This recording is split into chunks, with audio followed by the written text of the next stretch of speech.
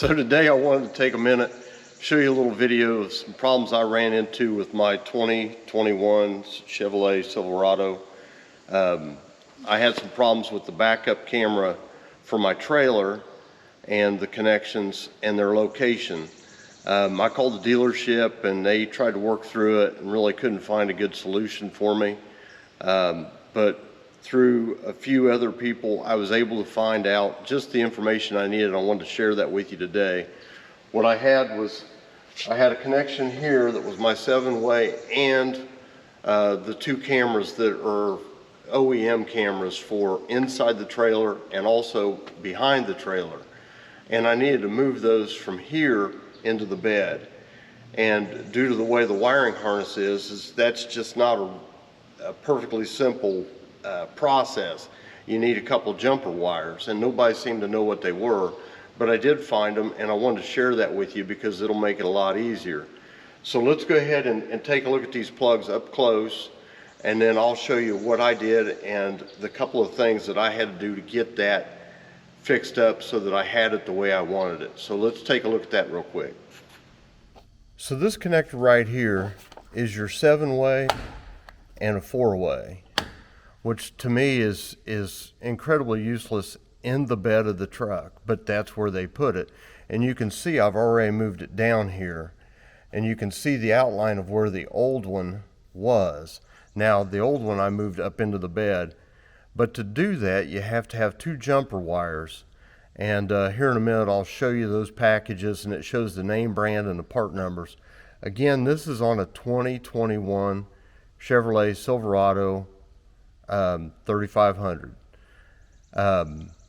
Like I said, these were useless to me. So let me show you the other end of it.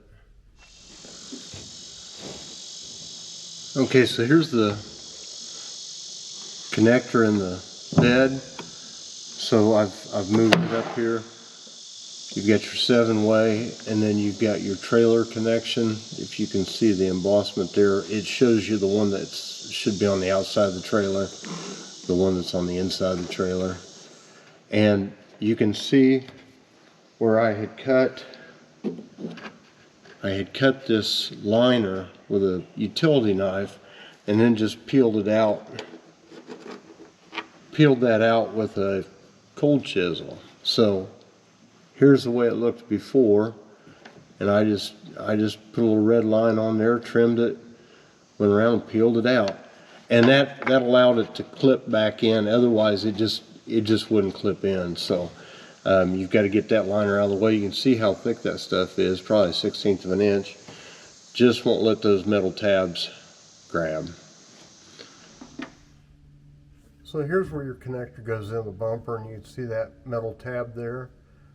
Let's be blurry for a second, but we'll come around, we'll try to get a little light, and there's the other side. So you just, if you can push those in with your finger or screwdriver or whatever while you're kind of pushing it out on the connector, it'll pop right out, and then you can unhook the wiring harness from it. Just hook the new one back in, pop it back in, and you're done with that end of it. And then right here, okay, let's see if I can show you these really well. I'm not sure if it's blurry or not, but here's the connectors. And as you can see, this little coax wire has a blue connector. And let's see if we can see the other one there. It's right behind, kind of tough to see. But this right here's a black one, so it just shows you that those are two different wires. And you can just follow those up right up this wiring harness that I taped them to, and up to the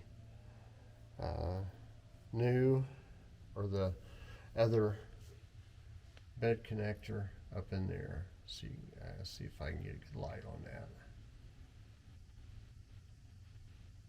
Kind of, it's almost harder to film this in a way that's useful.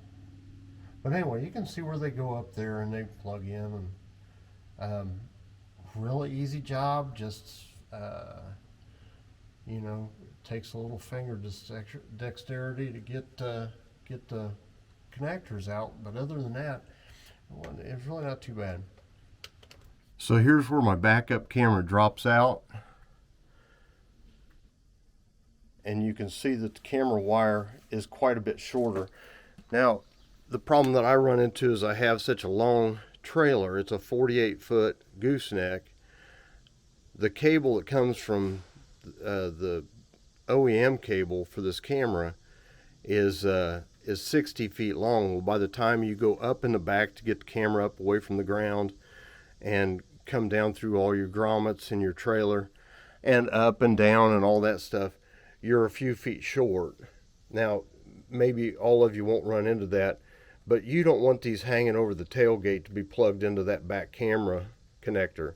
So moving those connectors for the truck are incredibly important. So this is the way that I did it, and I'll show you the back of the trailer and where I had to mount the camera. But if you have a little shorter trailer, just make sure you lay it out carefully before you go mounting it up. So let's take a look at that real quick.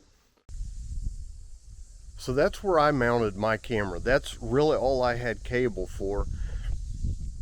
I did it at the same time that I put these reverse lights or backup lights on here.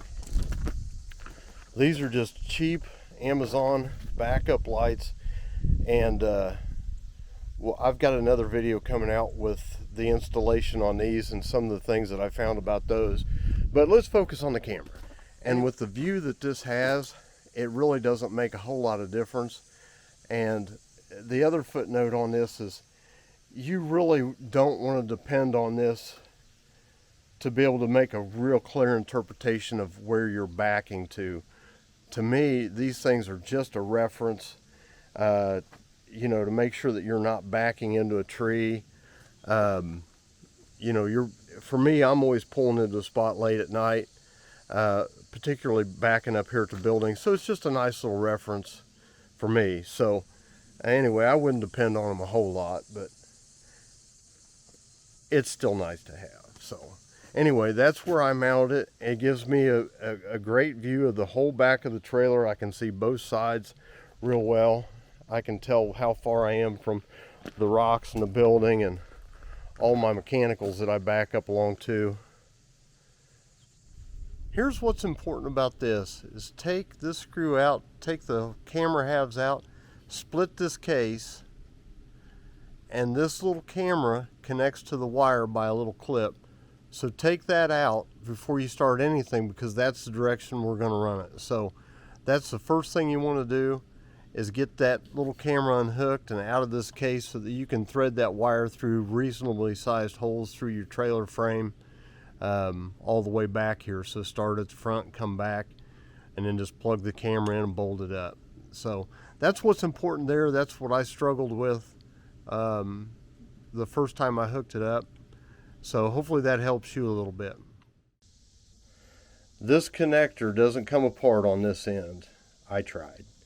It doesn't come apart, and this thing right here is impossible to get through any holes that you might make or maybe already exist without being modified. So it's imperative to take that camera housing apart and unclip that connection and feed it that direction. So you want to start at the truck and work backwards. That way when you get this hooked up, you know exactly how high you can run that camera or where you can put it. So that's important. Comes apart at the camera, not here. So here are the two packages, and it just shows you what kind of jack they are. Right there, it shows you the length, which is 36 inches, which is perfect, and the part number. Hopefully this will be clear enough. Name brand up there is Pasternak, and here's the other one. And those are the two components you need. I'm gonna guess they were 40 bucks a piece or whatever. And these were perfect. They did exactly what I needed. And this only takes about 10 minutes to do. It'll take me longer to explain it to you than what it'll actually take. So hopefully this video helps. It's not a technical information. It's just, you're gonna kind of have to weed through some of this stuff yourself. And these are the part numbers that worked for this truck this year. I'm guessing they probably worked for several years of trucks, because that camera I used on a 19, and this is a 21, and I'm guessing all the way to 25 is the same. But you can ask these people at Pasternak. I don't have an affiliation with them. I just found them to be very helpful. And these are just easy to order. A couple, 3 days, you'll probably have them. And any other wiring that you need, they'll probably have. So you can call them and ask them, or email them or whatever. It's kind of hard to find information on this because I looked. We'll have a video on that backup lights coming out here shortly, and show you some of the issues with that and some things that'll save you some time. Hopefully this video helps you out. I know it's not very instructional and you didn't get to watch me work on it and stuff, but I was kind of figuring it out as I went. If you have any trouble, send me a message. I'll try to answer any questions and try to help you find the resources you need to get it done. Thanks for watching.